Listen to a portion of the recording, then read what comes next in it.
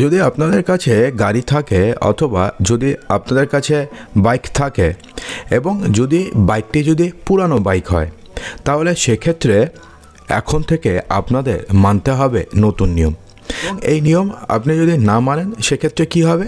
সেক্ষেত্রে আপনাদের জন্য কঠোর শাস্তি অপেক্ষা করছে। হ্যাঁ বন্ধুরা, দেশে বায়ু দূষণ কমানোর জন্য এবং পুরানো যানবাহন নিয়ন্ত্রণে রাখার জন্য 1 এপ্রিল থেকে অর্থাৎ 1 এপ্রিল 2025 থেকে নতুন নিয়ম চালু হয়ে গেছে বা চালু করতে চলেছে পরিবহন, পরিবেশ এবং বন মন্ত্রণালয়। এই নিয়ম অনুযায়ী যদি আপনাদের কাছে 15 বছরের বেশি পুরনো গাড়ি স্ক্র্যাপ করা এখন থেকে বাধ্যতামূলক হবে। অর্থাৎ আপনাদের যদি 15 বছরের বেশি পুরনো কোনো গাড়ি থাকে, তাহলে সেই গাড়িকে এখন থেকে স্ক্র্যাপ করাটা বাধ্যতামূলক হবে। যদি নির্দিষ্ট সময়ের মধ্যে এটি স্ক্র্যাপ করা না হয়, তাহলে গাড়ির মালিককে বড় অঙ্কের জরিমানা গুনতে হবে এবং আইনগত পদক্ষেপও নেওয়া হতে পারে।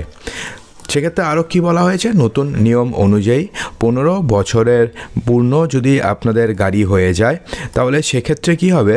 তাহলে সেক্ষেত্রে আপনাদের বাড়িতে রাখা গাড়িটি অবৈধ বলে গণ্য হবে। মালিকদের 180 দিনের মধ্যে অনুমোদিত স্ক্র্যাপিং কেন্দ্রে পুরনো গাড়ি জমা দিতে হবে। অর্থাৎ পুরো গাড়ি স্ক্র্যাপিং হয়ে যাবে এবং 180 দিনের মধ্যে 15 বছর হওয়ার 180 দিনের মধ্যে পুরনো গাড়ি জমা দিতে হবে।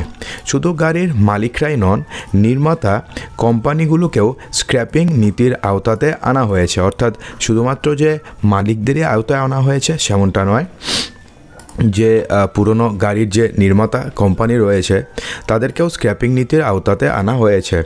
তারা নির্দিষ্ট পরিমাণ পুরনো গাড়ি স্ক্র্যাপ করার প্রমাণপত্র জমা না দিলে নতুন গাড়ি উৎপাদনের অনুমতি পাবে না। অর্থাৎ এমনটা নয় যে তারা কোনো দায়িত্ব নেই, তাদেরও দায়িত্ব রয়েছে এবং তারা যদি পুরনো গাড়ি স্ক্র্যাপ করার যদি প্রমাণপত্র না দিতে পারে, তাহলে নতুন গাড়ি উৎপাদনের অনুমতি তারা পাবে না।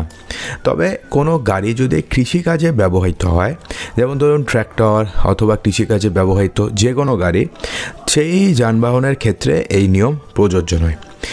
এনসিআর অর্থাৎ দেশের জাতীয় রাজধানী অঞ্চলে 15 বছরের বেশি পুরনো গাড়ি চলাচল সম্পূর্ণভাবে নিষিদ্ধ করা হয়েছে। অর্থাৎ দিল্লিতে পুরনো গাড়ি চলাচল সম্পূর্ণভাবে নিষিদ্ধ করা হয়েছে। অন্যদিকে অন্যান্য রাজ্যে নির্দিষ্ট শর্ত সাপেক্ষে, অর্থাৎ যেটা আপনাদের বললাম সেটা আপাতত দিল্লির ক্ষেত্রেই প্রযোজ্য হবে, কিন্তু অন্যান্য রাজ্যে নির্দিষ্ট শর্ত সাপেক্ষে পুরনো গাড়ির ফিটনেস পরীক্ষা করা হলে এবং সেই গাড়ি যদি সেই ফিটনেস পরীক্ষাতে যদি পাস হয়, যদি পলিউশন ঠিকঠাক থাকে, তাহলে সেটি চালানো যাবে। নতুন নিয়ম কার্যকর হলে বায়ু দূষণ অনেকটাই কমবে, রাস্তা থেকে ঝুঁকিপূর্ণ পুরনো যানবাহন সরিয়ে ফেলা অনেকটাই সহজ হবে এবং গাড়ির বাজারকে ইতিবাচক পরিবর্তন আসবে বলে মনে করা হচ্ছে। অর্থাৎ এক্ষেত্রে নিয়মটি হচ্ছে, যদি আপনি দিল্লির বাসিন্দা হয়ে থাকেন অথবা যদি আপনি দিল্লিতে থেকে থাকেন, তাহলে সেক্ষেত্রে 15 বছরের বেশি গাড়ি আপনি আর চালাতেই পারবেন না। এবং যদি আপনি অন্য রাজ্যে থাকেন, যেমন পশ্চিমবঙ্গে থাকলে পরে নির্দিষ্ট শর্ত সাপেক্ষে, যদি আপনাদের গাড়ির ইন্স্যুরেন্স ঠিকঠাক থাকে, যদি আপনাদের গাড়ির পলিউশন ঠিকঠাক থাকে, সমস্ত কাগজপত্র যদি ঠিকঠাক থাকে এবং যদি সেই গাড়ি থেকে যদি পরিবেশ দূষণ কম হয়, তাহলে সেই গাড়ি কিন্তু আপনি শর্ত সাপেক্ষে চালাতে পারেন। কিন্তু দিল্লি এনসিআরের ক্ষেত্রে কিন্তু এই নিয়মটি পুরোপুরিভাবে তুলে দেওয়া হয়েছে। অর্থাৎ দিল্লি এনসিআরে আপনি যে কোনো জায়গাতে আপনি 15 বছরের পুরনো গাড়ি ইউজ করতে পারবেন না। তো বন্ধুরা, আশা করব যে ভিডিওটিতে আপনাদের সমস্ত কিছু বোঝাতে পেরেছে এবং অবশ্যই এই নিয়ে আপনাদের কি বক্তব্য রয়েছে? এই নিয়ম কি পুরো দেশ জুড়ে লাগু হওয়া উচিত? অর্থাৎ প্রত্যেকটি জায়গাতে, প্রত্যেকটি পাড়ায় পাড়ায় নিয়মটি লাগু করা উচিত? অবশ্যই কমেন্ট বক্সে জানাতে একদমই ভুলবেন না। আর যদি ভিডিওটি ভালো লাগে, লাইক করবেন, শেয়ার করবেন এবং চ্যানেলটিকে সাবস্ক্রাইব অবশ্যই করবেন।